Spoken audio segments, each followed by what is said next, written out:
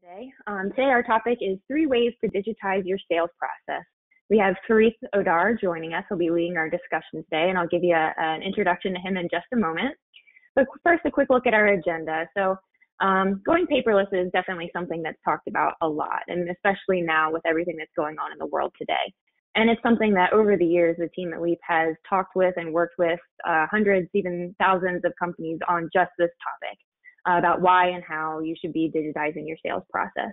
So today we want to dig into that and talk with you a little bit about what we've learned through our discussions over the years and take a look into 3 ways that many companies go about going paperless, and then dive into how they can do so efficiently, how to execute on it, and how to control the process as well. So that's what we'll be digging into today.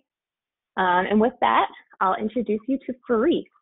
Fareeth is our sales manager here at Leap, and he's our resident sales tech guru.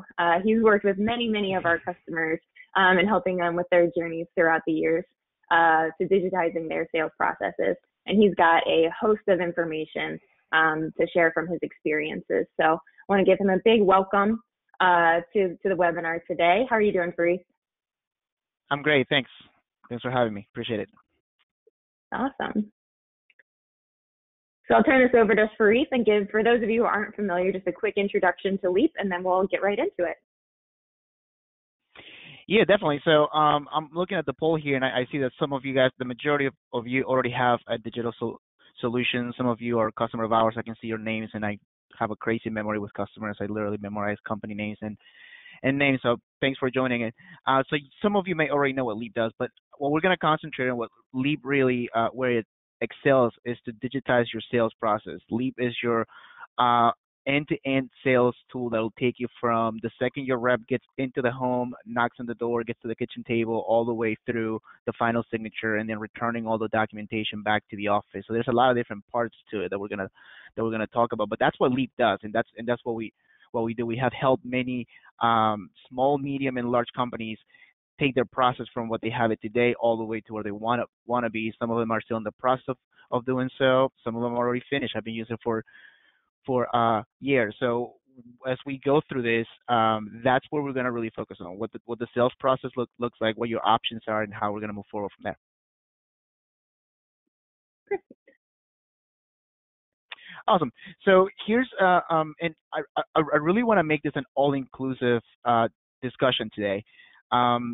Like I mentioned earlier, we have companies that come from all different backgrounds, sizes, goals, wishes, needs, gaps. Some companies are very neat with what they have, even if it's paper. Some companies have already some kind of digital process built out. They're in the process of. They might have failed because they picked a certain route that they decided to go with, and then eventually they're looking for that way to get back on track.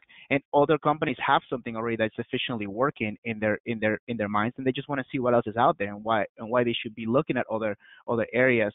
And I like the fact that all of you come from different areas, and all of you have different processes. So I think this is going to really bring everything together. There's 3 major ways that you can do that you can take your sales process to the next level. And what I mean by next level is you could already be a successful business. All of you guys are here because you're successful, because you can sell deals the way you have it now, with paper, with binders, with maybe a little bit of tech or nothing. When I was a salesperson, I had 0 tech whatsoever. The most tech I had was my cell phone. Everything else was paper, and we were a very successful company. And I can probably go back and use those same exact things and sell tomorrow if I decided to go back into the roofing industry. So that's not what we're talking about here. What we're going to be talking about is more about how you can take that and really make that more lean. How you can take that and really increase your bottom line, not necessarily by working harder, but just working smarter. All right. So you're going to find 3 main ways that you can do that, and some of you already are using some of these methods. The first one, and we're going to go into each one in detail, but you're looking at piecing something together, which basically means grabbing all different kinds of software. Some of them are free, some aren't, and then putting a process together, right? And that becomes your sales process. You think of it as Word documents, PDFs, PowerPoints, etc. The other route, and we have a lot of customers that have done this prior of talking to us, is building your own system, and that's a very good route to take. But there's different areas there that most people don't think of when they want to go that route. So we're going to talk about that too. And then the last one is find a seamless platform that brings your sales process and it makes it so that you don't have to use several different platforms or softwares, or even have to worry about the upkeep of your of your of your of your uh, up- of your software, right? We can move on to the next one, Kelly. All right, so again, everything that I'm going to talk about today comes from experience, not necessarily personal, but experience from our customers. So everything that I'm saying, it's some of you guys are in this boat today, right? Where you decided to take your sales process and say, well, I'm not going to use a binder because I don't want to save paper. I don't want to print that out. I can really manage that. I'm not going to do a pitch book into a binder with sleeves and nothing like that. I'm going to have a PowerPoint uh, presentation to do that, right? So then you take that section of your sales process and you digitize that. That's already out there for you to do. You can do that at no cost. It'll take you more management and development and upkeep, but you can easily do that. And that's what we're going to talk about here. You're basically bringing different software together. In order to be able to do that, you have to create SOPs to achieve this adoption. What I mean by that is, what does that look like to bring a salesperson or hire a new rep and say, well, my sales process consists of this. You're going to take your lead from the CRM that gets text to you. Once you get the text message, you're going to enter into Excel spreadsheet, because that's where your pricing is. Before you do that, you're going to have to pull up your PowerPoint once you get to the kitchen table, open up your laptop and do your presentation and talk about the company and talk about the product and do your whole demo there. And then you go back to your Excel spreadsheet. That's where your pricing is. And after your measurements, you plug in your measurements, and then your pricing comes up. Then from that point, you may use paper to present pricing. You have a sheet of paper where you take your numbers from your Excel, you put them on that paper, and then you present pricing.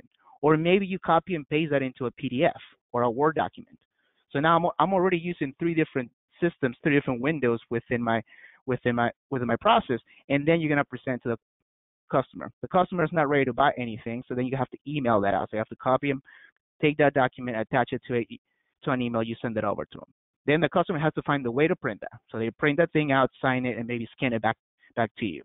So now you're seeing how that process, although it's digital, right? So it's more efficient than paper. You could say, or nicer or more professional. You can make the argument for that, but try to train a sales force to do that, right? Try to have your sales team follow those processes exactly the way that you want them to. What does that look like? What does that take?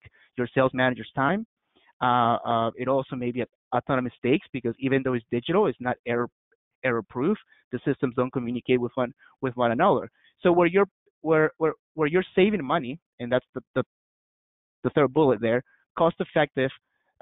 It's cost effective from a software standpoint. It is, because some of those systems are free, right? But how do you manage that, and how much does that cost you to manage that? Not only that, when you give those resources out to your salespeople, how do you make sure that, one, they're using them? Two, how do you make sure that they're not just saving that in their own devices? What if you let that person go and they take your pitch book or your price guide? So how do you control that? So there's very little control with systems like this one. And again, you're still digital, right? So that's the whole point here. Like you can do these things and you can go into a digital world, but you're gonna have all these different gaps. And then after that, it's not scalable. When I'm talking about something scalable, is how easy is it for someone to learn it, adapt it, and eventually use it consistently? And what does that take, right? Can you take your sales team from a single rep or a couple of reps, and with a process like this, convert it into 10 sales reps, 25 reps, 30 reps? The answer is yes, you can. There's companies out there that do that. We have customers, or we have prospects that have come to a demo that are already that size. But that takes a lot. It takes a lot of work, a lot of man hours, a lot of management. It really takes strong ownership and management to be able to stick to this process. So yes, it is not scalable, but it is something that you can definitely do. So that's the first one. Some of you guys are right here in this same exact process, and you're doing that today. You understand what that looks like. You understand the pain points of that, and I'll be happy to take questions on this, after we're finished with this. But this is something. This is probably the majority of customers that come to see Leap are in this particular process. We can move on to the next one, Kelly. The second one. This is a huge one. I purely love this one because it's one of those things that anybody will want to have, right? You build your own. And here's where the whole theory of building your own comes in. In this industry, every single company has developed their own processes based on just their history, right? Based on who you have hired. You probably came from another company. So you brought that experience and you started your own business and you know how to do this business, how to sell these products the way that you were trained. You may have different takes on that, so you start changing, right? You start changing things or adding things that you believe in. Maybe that a consultant offered that. Maybe you hire another rep from another company, and that rep came in and gave you a couple different tips. So like 10, 15, 20 years in, your sales process has been put together and changed drastically from the very start. So now try to find software that is going to take that made up process, which by the way is a successful process. Try to find software that will take that made up process and is going to actually do exactly how you do it now, but digitally. That is by far the number one reason why companies are afraid to go digital, is because they're like, we've been doing this for so long. How in the world am I going to find something that will fit exactly what I'm doing? And we're going to talk about that in the next slide. But that is the main reason why companies decide to go that route, to build their own software. In this world of do yourself and YouTube videos and freelancers and everybody knows how to do everything, this seems to be an affordable way to go, because the justification is like, well, one is going to be mine, so I get to own it, right? I don't have to pay anybody monthly. It's a one-time sum, done. The other one is, well, I get to customize it. I can take my made-up process, right or wrong is what I've been doing, and I can build this in exactly the same way with my titles and my language and everything, right? And then three, like it's, if I need to make changes, I'm here. It's mine. I can do it, and I own it, and no one can take it from me. Not to mention that might level up my business too, because it takes me aside from everybody else that is using God knows what. Now, what's the drawback on those things? And here's where people don't really understand. Not they don't understand it, but where they just they find this out later on, right? We have companies that have done this, and then years later, like, look, listen, my thing is just turning obsolete because I don't, the guy that built it, got fired or found another job or whatever. So one of the biggest things there is, like, you have to marry the person that built it for you, and you can't just hire someone to make it for you and build it on a one-time basis and not keep that person around, because coding isn't something universal. There's many different ways to code. There's different languages out there, different programs and platforms, etc.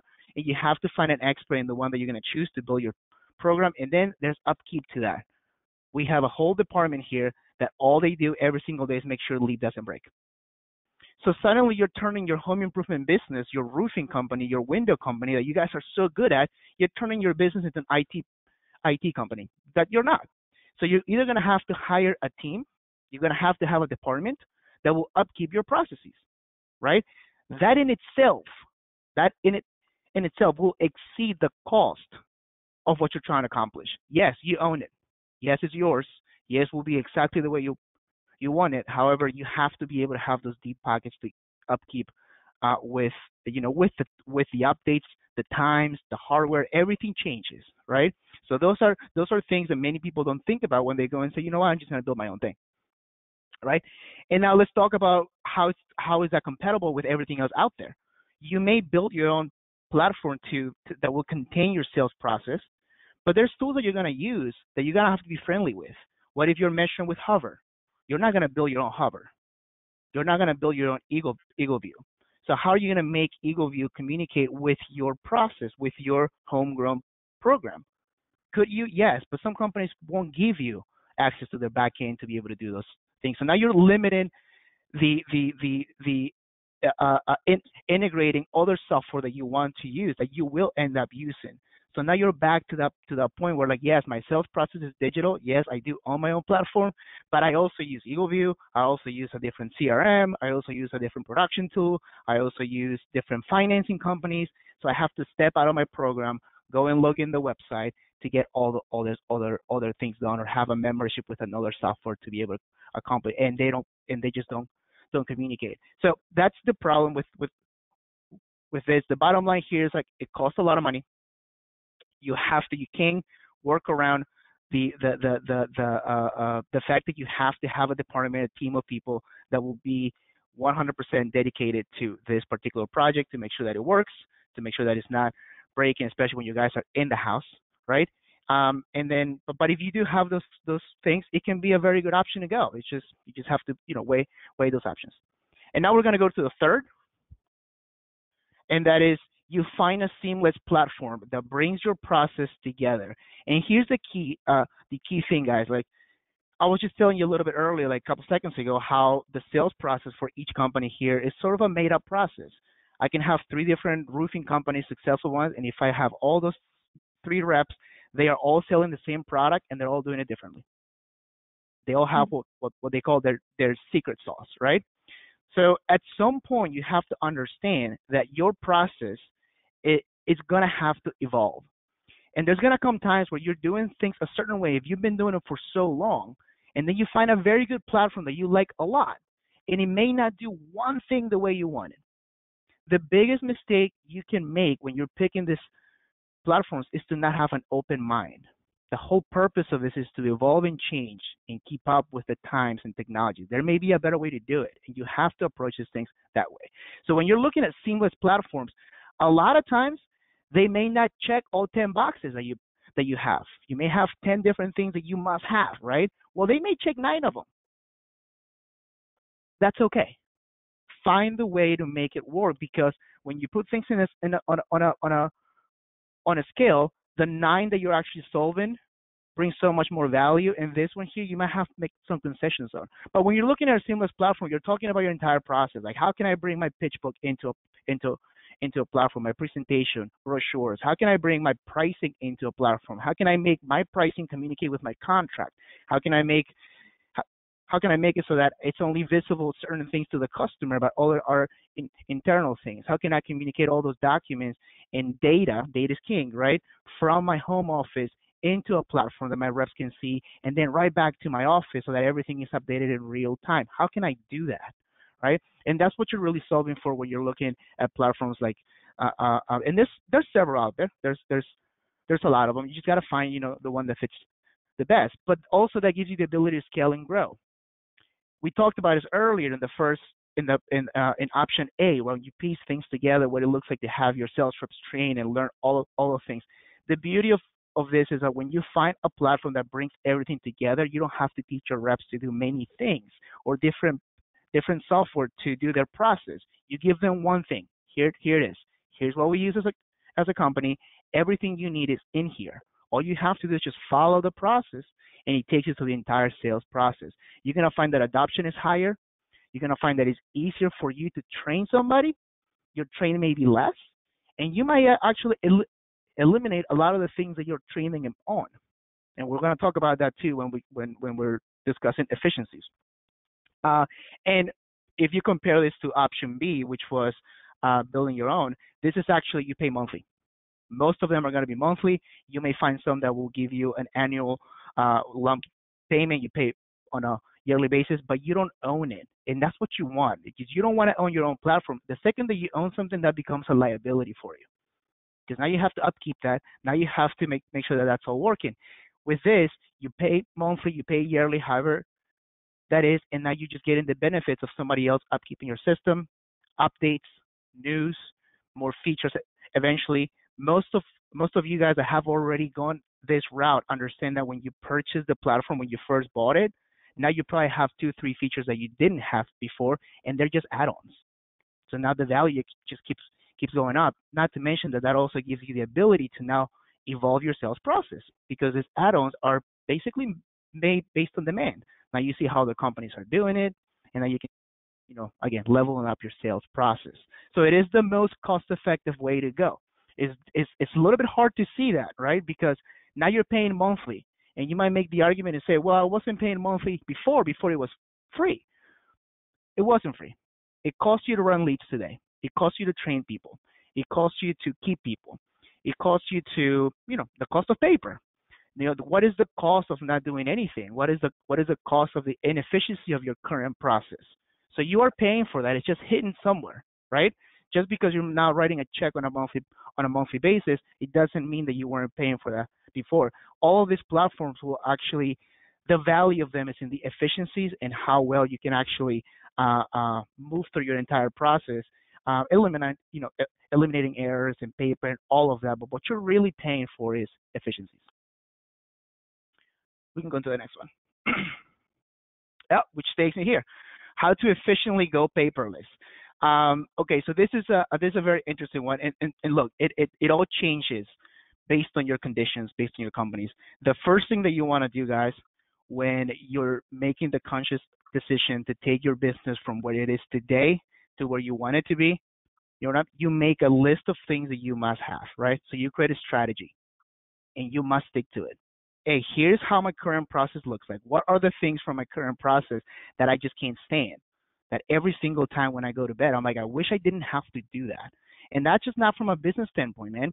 Look at it from a sales manager standpoint. Survey your sales manager. Hey, man, what are the things? Where do you think you're wasting time? Well, here are the things that I wish we had. Okay, great. Now you do the same thing with your sales team. Ask them that. I mean, that's like your first line of defense. And create a strategy to find the platform. Find the most efficient way to go from a hardware standpoint, from a software standpoint, right? Don't give up efficiencies in search of lower price or investment. Once you've made that list of things that you know are going to move the needle for you, get out there and look something that solves for that. Don't worry about what the other one is priced for, or if you're going for the cheapest option or the middle of the road. The features within platforms are valued differently by different companies, and that's all based on where you are, what the gaps are, what you're trying to solve for. And that happens 100% of the time when people get too caught up in the negotiation, and this one was less, this one was more, and then you start just giving up in certain areas that at some point was important. Now you're sitting there like, maybe I go for the one that is $10 less, and I'm okay with scanning documents, or I'm okay with this not working with this. Well, you weren't okay a week ago, so let's go back to that. Don't forget what you came here for, right? Dissect your sales process, identify gaps. That's literally what you do. You have your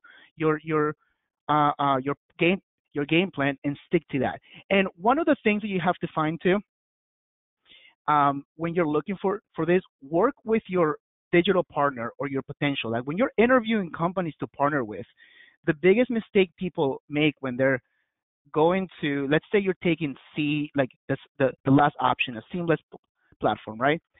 And you interview companies, stop looking at them as vendors. There's a wealth of knowledge that these companies have. They have done this before. They've done it with many companies in your same exact situation. When you interview those companies, like, hey, here's my business, here's what I need. What other people doing? How, what does that look like? And start looking at that and really open up. Share your experiences. Tell them what it is. A lot of people go in there with their sales mentality and say like, I'm not gonna tell them the things that they can close me with. That's the wrong way to look at it. Go in there and find solutions. And you're gonna find that then you're gonna really understand your partner, your digital partner. It's gonna make it even easier for you to make a decision to move on with a platform when you understand that this platform isn't just software. You're buying a company.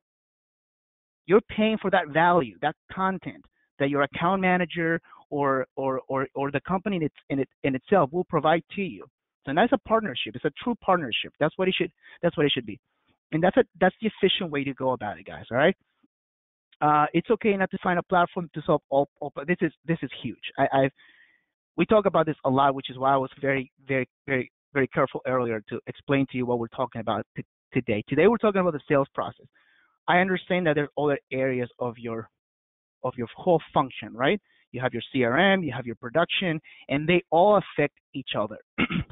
It's okay to have different platforms when you step out of your department. So if it's sales, sure, try to stick with sales. Find the best sales tool available to make it as efficient as possible for your reps to sell with and for them to adopt it. That's what you want to do, right? But maybe the production tool, maybe that sales tool is not a production tool. It's okay to have a production tool that is different because your reps are not going to use that. Just make sure that when you're doing that, find ones that communicate with each other. That's why integrations are huge. So if you have a nice CRM, like go into it, and when you purchase a CRM, find out exactly what those functions are that you need from it. Marketing, retargeting, call center, all of those things. So if you find a platform that that'd be great at that, but also has a sales function, but it's kind of weak, it's okay to complement that with another software. It may not sound like what you want to hear, right? Because you're like, no, I just want one thing and one thing for all. Well, that you're looking for a unicorn, and a lot of times people are just get too caught up on that, and you miss out on the efficiencies that you could get from several platforms when they work together. We can go to the next one, and now we have how to execute going paperless. Execution is key.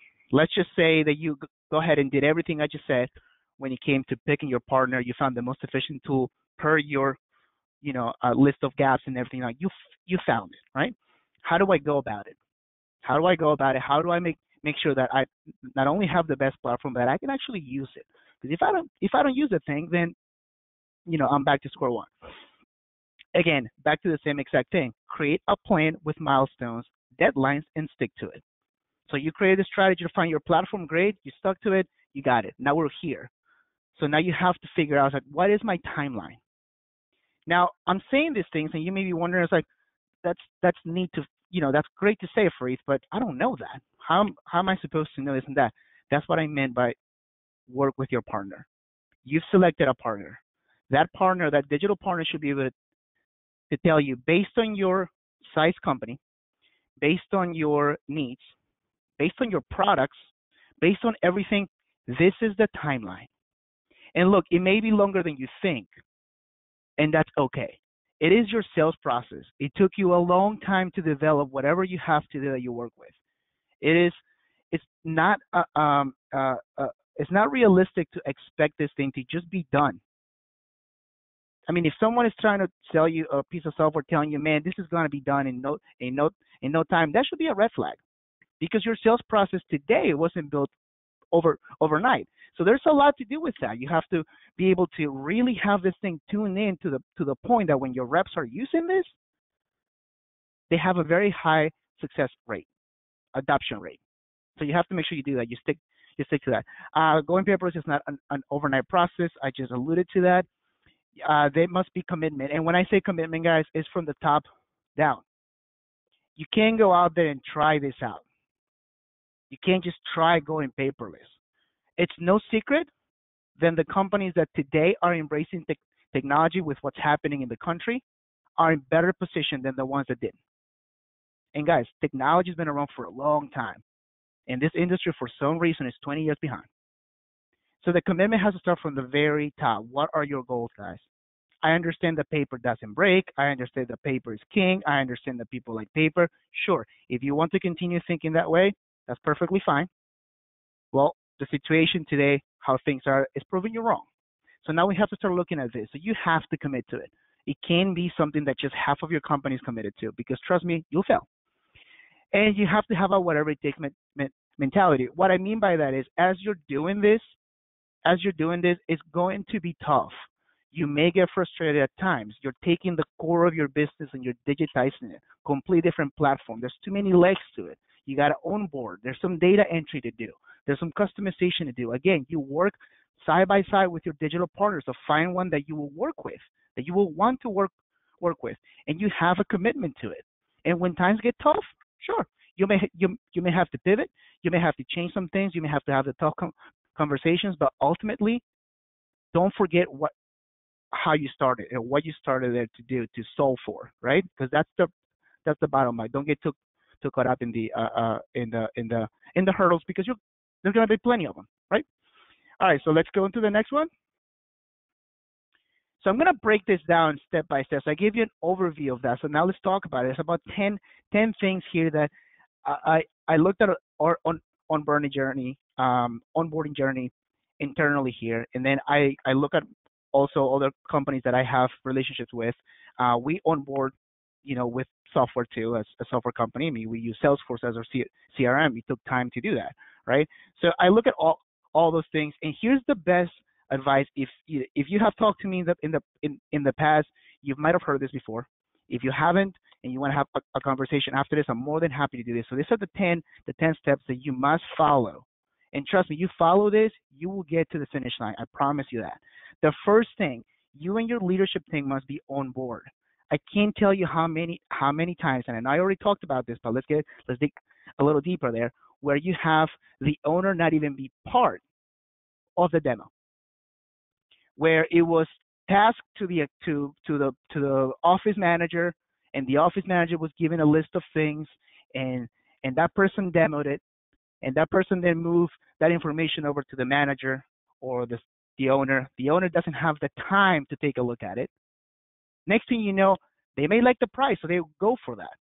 2 months later, hey man, this thing just doesn't work. You wasted time, you wasted money, and now your perception of that tool is completely dead. It's bad. It could be the best tool in the world. You just failed to execute correctly.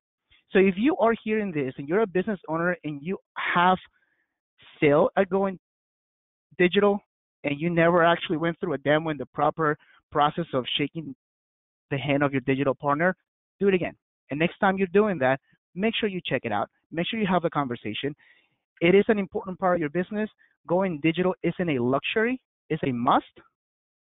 So it deserves your full attention. Carve out an hour of your day to look at a demo or a couple of them and be part of it. You have to. Because the second that you delegate that to the manager or the sales manager, whoever's going to deploy this thing, if you don't know what you bought, that communication automatically is already broken. The second, when creating a plan, you must work with your digital partner on this. Again, open mind. These people have done it 1,000 times.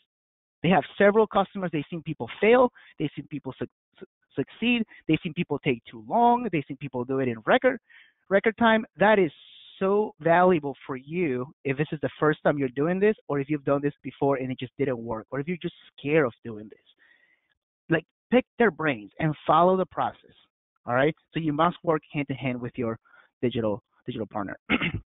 Expectations must be set, not only internally, but also with your digital partner. Again, expectations here. This is huge, right? If you're going in thinking this thing is going to be an overnight process and your digital partner didn't tell you that it isn't, it's failure from both ends, right? Because you realistically didn't go in knowing exactly what it will take to get this thing done, and no one was there to help you out with that. So make sure that when you're doing this planning with your digital partner, you're sitting down and say, okay, what is the real expectation? What is the deliverables? What do I have to do? What do you do? Let's put that nice laid out points of contact, who you're going to delegate this to, and who's going to be working with me on your end, and what are those dates? By this date, what should I have done? Oh, you should have your price guide done. You should have your contracts done. By this date, you should be soft. You should do a soft rollout. And when those dates come, you must deliver. You must deliver. Now, be flexible. Those dates may change, right? Weather, seasons, coronavirus. There's many things that may change those things. Make sure you communicate as you're getting closer to that. You talk to your account managers like, hey, listen, we are supposed to be rolling this out July 1st, but I'm looking at it and we're not quite there yet. Well, then your digital partner may be in a different place. They may think, no, you actually are there. You may not be seeing it. Why don't we just hop on a call? Let's do a review real quick. Let's see where we are. And then you may change your mind about that. And now you may have to pivot to maybe, allocate more hours towards the project internally. So expectations internally are just as important as expectations externally, right? That you are part of this process. Don't expect the company, the software company, to do it all for you. You don't want that. Remember, it's your sales process. You build it, you made it up. They don't know how you do things. So don't wait until the very end to then bring those things up. You have to be actively in it. All right? Next slide.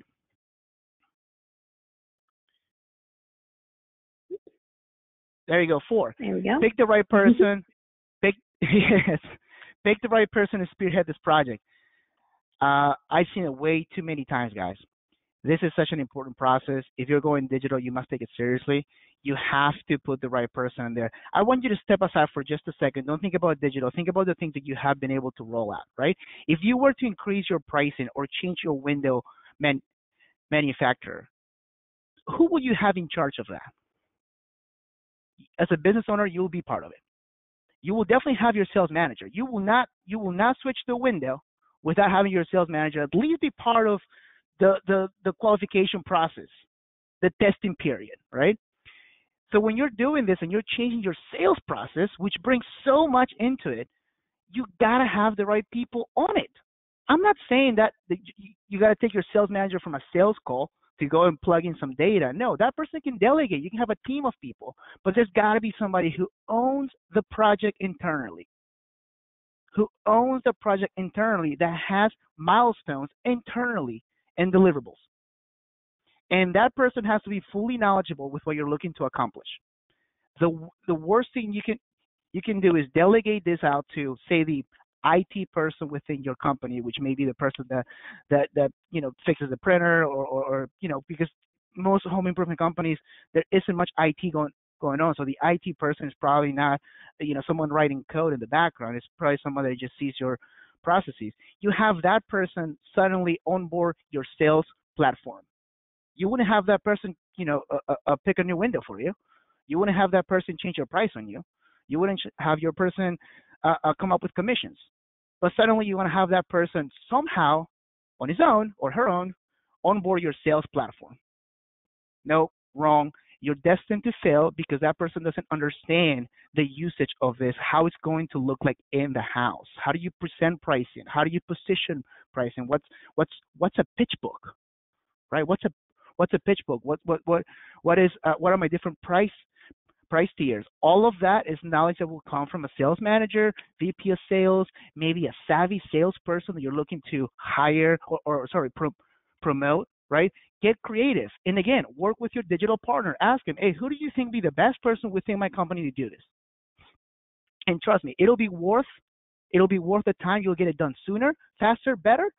And you have an ambassador within your company that when you roll it out, will be able to speak to it. Cool. Fifth, communication is king.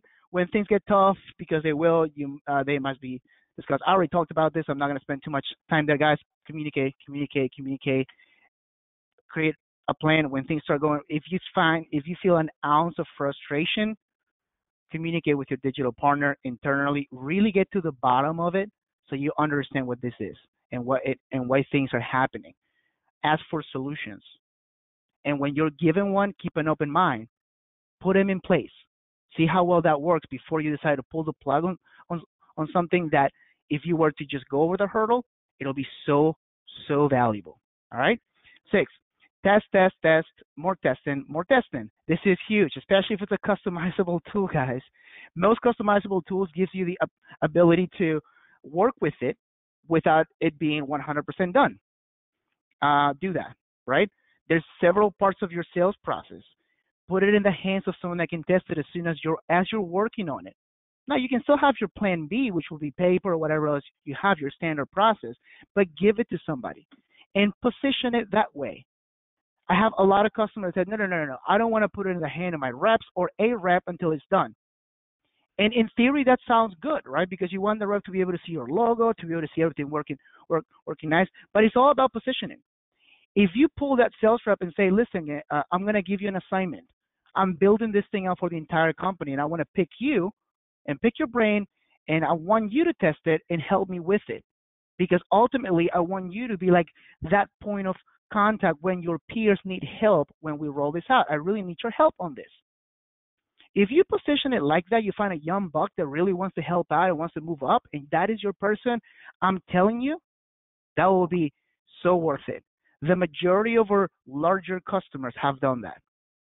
You may think, well, larger companies, man, they have the payroll, they have the reps. No, they don't. Some of them do, and some of them are really stuck to the ways they do things.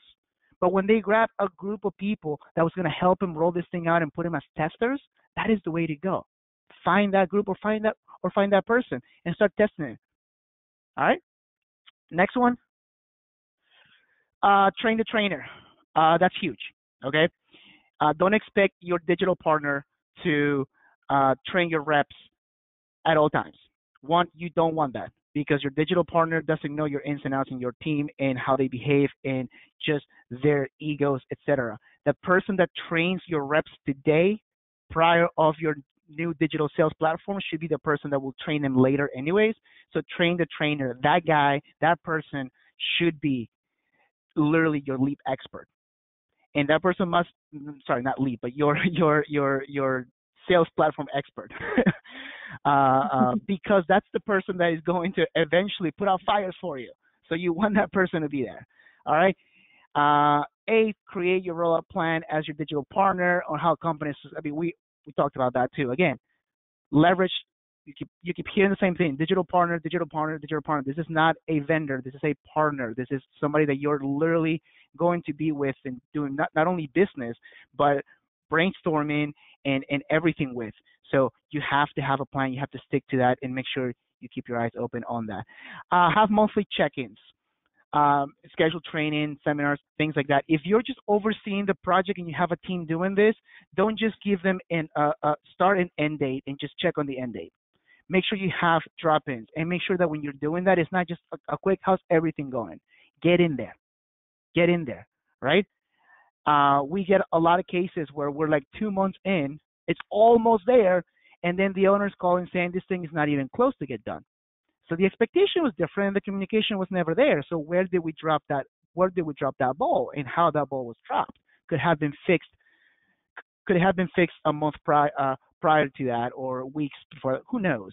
But if we don't have those check-ins, we'll never know. So you gotta be on that thing. All right. And last but not least, there's a 10th there. Do not rush. That's huge, guys. It's okay to prolong the time if you're not there yet. Again, everything is projections. You have your milestones, but maybe something changed, whatever that is, right? Go in there with an open mind, knowing that things might change along the way. Again, this is you guys have done this before. You guys have changed your window brand. You guys have changed your spreadsheets, your pitch books, etc. You've done that, right? So this is no different than that. It's just foreign, to us or to most of you. But don't rush it. This is your sales process. Even if it puts you a month out, and then you may be thinking, well, that costs us money, right? That's membership. Well, work with your digital partner. I'm sure they'll help you. They'll help you to put more resources to get that period or that delta a little shorter, or they just might, help you financially. Who knows? So look for those answers. But again, if those conversations don't happen, if you don't have an open mind and the willingness to make this work, then forget it. So don't rush it. Take your time. It's okay if it takes longer than you thought. Don't forget the importance of the project and what it is that you're trying to achieve. Next slide. How to control going paperless. Now, this is, you executed it, right? You picked the platform, you executed it, you rolled it out. You feel good, right? Guys, that's literally the start of years and years of using this. If you feel like that's it, tell you right now, it's not. Adoption is a big deal when it comes to technology. This is in general, right? Some of you have probably bought a CRM in the past, got really excited about it, maybe set it up, and next thing you know, 6 months later, we're not even using the thing. Some customers go in there, depending on who picks up the phone, right? Others just go directly to the salesperson. The salesperson comes back a week later. Sometimes they enter, sometimes they don't. I only enter the ones that sold, right? Don't do that with this. You've gone this entire process of turning your sales process into a digital world. You want it to be used, and you want to give your reps not the justification, but give them value, give them a reason to do this, right? That's the biggest thing. Give them a reason to do this and actually use that. And you have to be able to have, again, that leader that pushes that in. So pushes that out. So choose a platform that allows you to control it. A lot of the tools now that you're going to see out there, you can have like eyes on everything that happens out there. Who's logging in, who's not, what pages of the pitch book they looked at. Are they actually doing a price presentation? Are they not? I want you to think about your sales process as from a trainer standpoint, entails. When I was a rep, the training process was about 2 weeks. I wouldn't touch a single lead in 2 weeks. I was in a classroom for 2 weeks, only to find out that 6 months later, when I became a veteran, I was doing half of the things I learned during the training process. And some of you guys are okay with that because, oh, that guy's closing deals anyway, so I'm not gonna bother him. Well, don't think about that. Think about how scalable your process is. You have this entire thing. If you were to know what this person is doing, can you make him a better person? I mean, a better rep? Probably can. So find something that you know your reps are using this thing, and don't settle for less. If someone comes back to you and says, I'm not using this, that's not an option. This is an all-inclusive process. Everybody uses it. Find your heroes within your company, within your team, and you'll have success with this. And again, give them a reason, give them value. And that's how they're going to use that. We can dig a little deeper on that on a one-on-one basis, but reps do not use technology when it becomes more to do than what they were doing before. So when you position this product, when you position this new system, and that's why you have to find something that is efficient, it has to be seamless. It has to be something that they can do and represents less, not only time, less things to do than what it was like before, right? So again, that's kind of like a whole package there. And then the final, and this is probably going to generate some questions here, provide the hardware. Yes, provide the hardware. There isn't a reason why you shouldn't do that. Not only from a control standpoint, guys, this is your sales platform. It has a lot of data in it. You built it. You want to have the hardware. Look, if you don't have it, that's fine. But the reason why I'm saying this, I mean, think about the perception of what you're doing when you're going digital, right? I mean, if you hire me tomorrow and you just went to 3 months of setting this thing up, and I'm $1 million rep from another company that used to use paper, et cetera, and you're interviewing me, and you say, look, miss, first day of work, you go to training, I'm going to give you an iPad. On me. iPad, digital platform, we don't use paper here. An iPad costs, what, $300 now? Totally worth it. You not only make your position more appealing, you start reaching to younger audiences maybe, or other audiences. Not only that, now you also get to actually give that out as a signing bonus, reward. You call it whatever it is, it's totally worth it. Provide the hardware. You will look more professional, and you will look committed to it, which is huge. If I'm a salesperson and I see that my company's committed to going digital, guess what I'm going to do? I'm going to drink the Kool-Aid. So this shows commitment, and that's the kind of guy you want anyways. The guy that doesn't want to do it, well, you know what? Moving on. So again, provide the hardware. Trust me, you'll have a higher adoption rate if you are the one handing over an iPad. It just looks nicer and better, guys. What's the next one? Oh, that's it, Q&A. Oh, that's it. That's awesome. Thanks, Reese. That was a lot of great content. And we've got a couple questions coming in here, and if anyone's got any on the line, feel free to keep entering them in there. Let's see. So yes, you were right. We did get some questions. So what would you recommend, like, as for the best device when you're going digital? It depends on what kind of software you're picking, right?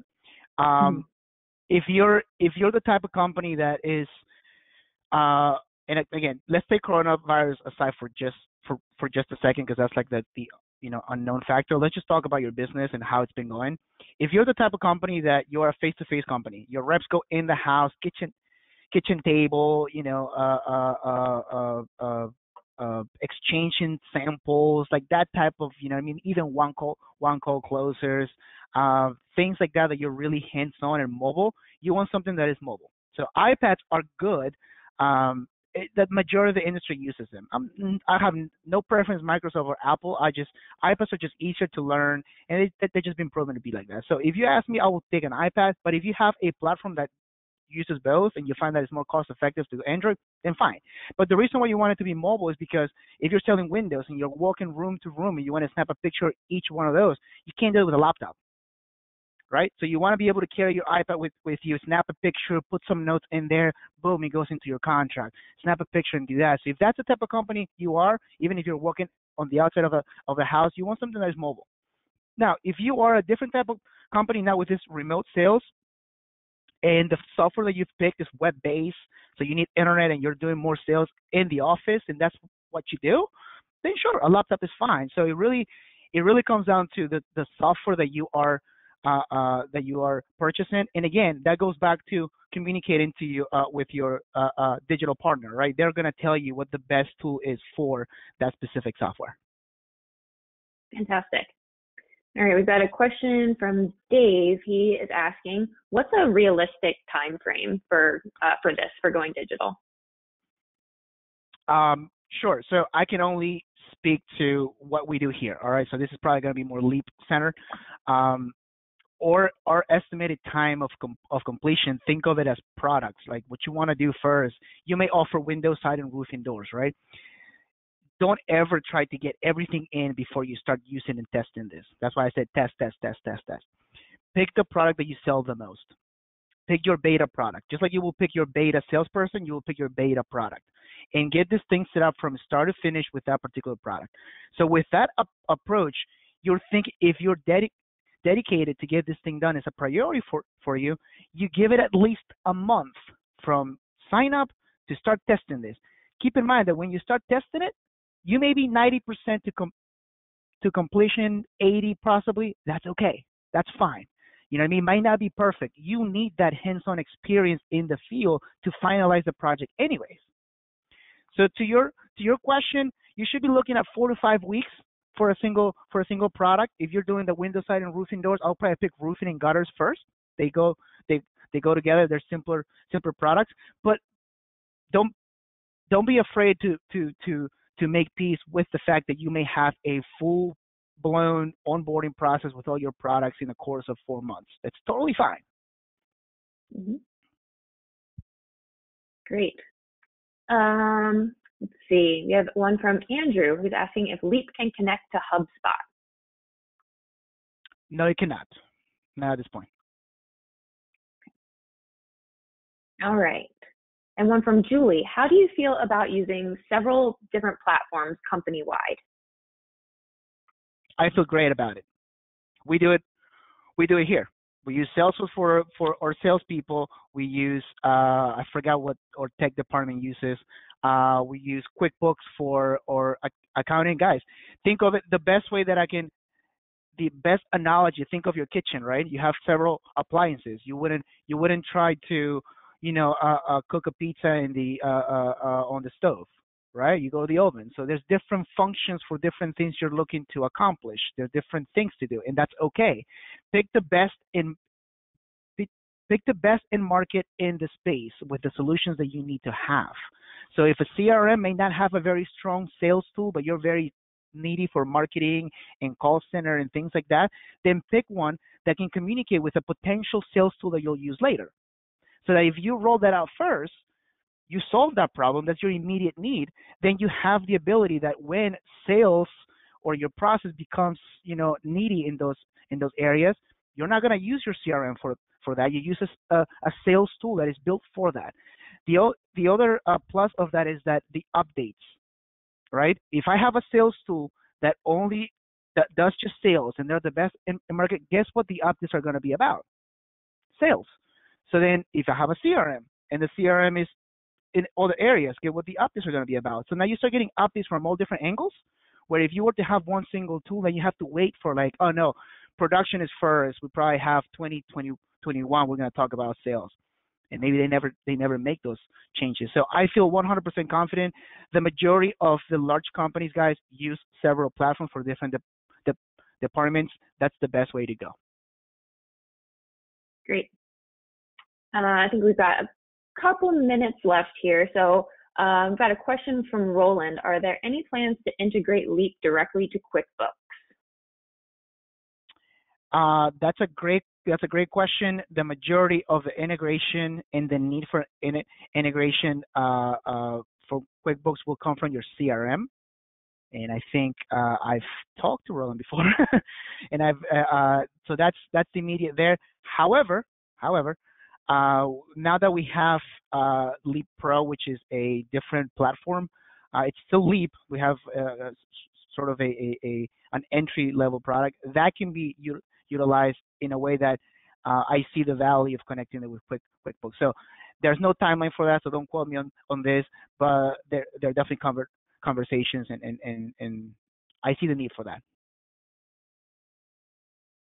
Fantastic. I do want to be cognizant of the time. We're coming right up on 3 o'clock.